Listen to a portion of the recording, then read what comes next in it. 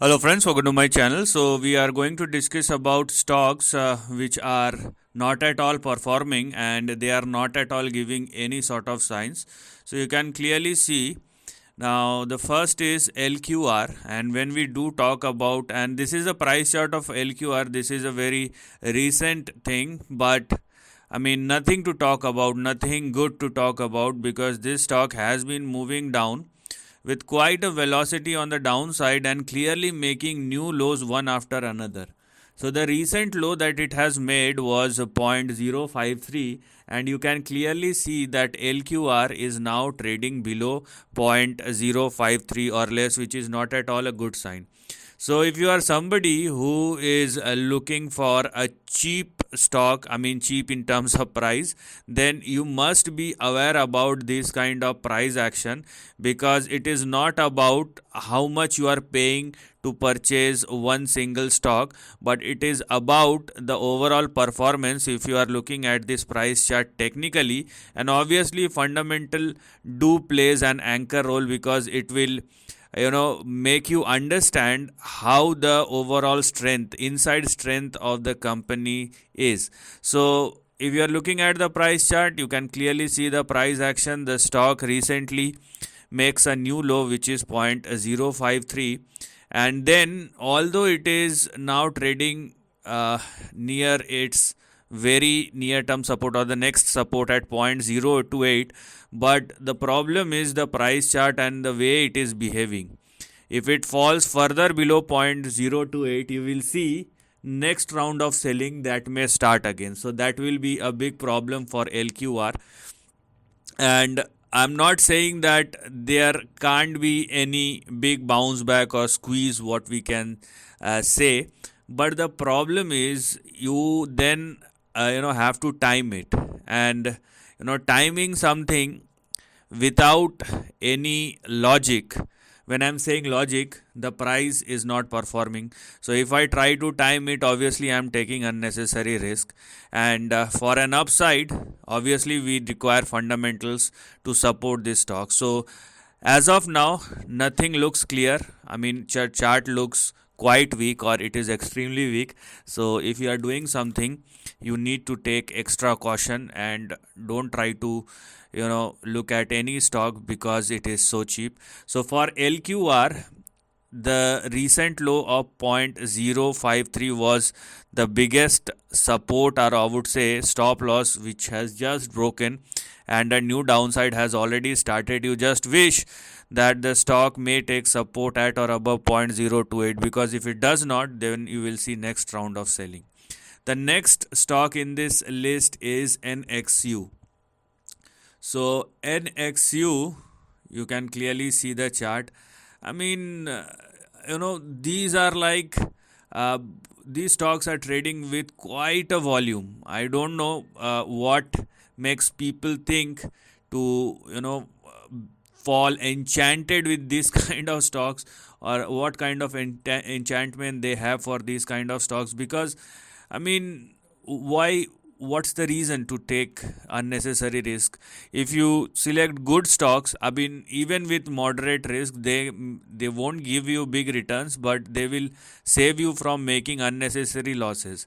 Here we can see what is happening right now. The stock is showing no respite, and if I try to include each and everything as far as the chart is concerned, so if I try to include each and everything, what I can see over here is something very bad. Okay, something very very bad. You can clearly see how the stock is currently moving, and if I try to find some support levels, it's very hard to do for NXU, because there has been some big downtrending price action that's been happening from NXU. So first it has broken below 0.05, then it has also broken below 0.03. So whatever short term support the stock has made has already been broken. So these two levels are broken, and if the stock continues to trade the way it is right now, then the least which one can expect, if I take a conservative approach, is your next support, which is I think 0.01. Okay, this will be your next support, and that's where the risk lies. So if you are thinking that now I am getting the stock at a very cheaper price, then you need to think and understand the overall price action. I mean, it is very clear, you need not to be a superman to understand that the price is going low and lower and probably to the lowest. So don't do things or don't do unnecessary things when you cannot find any logic or any support from the price chart and the stock has been moving lower. I mean, here also the same thing applies, that am I going to take a bet because someday some silver lining, I will see some silver lining and eventually a big squeeze may comes up. So I mean, these kind of things create unnecessary risk. Third stock for today's session will be SEEL. So this one, Seel Therapeutics. You can clearly see this is another stock, and not only in the short run but also in the long term you can clearly see. So let us see. I mean, all the support levels, the long term, the short term has been broken, and the recent low, this was your recent low. So the stock has taken support. So if you are looking at the price chart of SEEL, the stock has taken support at somewhere near at or above 0.15, and then a slight bit of bounce back, but again it started moving lower. So SEEL stock trading below 0.15 is not at all a good sign, and if it continues to trade the way it is right now, there is a lot more to go on the upside before you think that the next support comes up. I mean, nobody knows. If I try to make a slight guess that what will be the next big support for SEEL stock, what I will get over here is 0.035, and that overall trend looks something like this. So this is what one can see for Seel Therapeutics or SEEL stock. Now anything happening below 0.15 is negative. Anyways, the negativity has started from the highs of 170, $1.70, but it's been going down with quite a momentum, and there is no respite that you can see. So obviously, even if you have purchased the stock, you need to understand what is happening and what may probably happen going forward, because the next round of selling has already been started below 0.15. So you need to be a bit more cautious. And the last of this session is Cdio. So when we do look at the price chart of a Cdio, so this is something which we are going to look at. But for Cdio, one thing is very good. Okay, let me remove this line. Cdio, although it's been correcting, but the good thing is it is trading at or above the previous resistance. So the stock has actually made a very big move.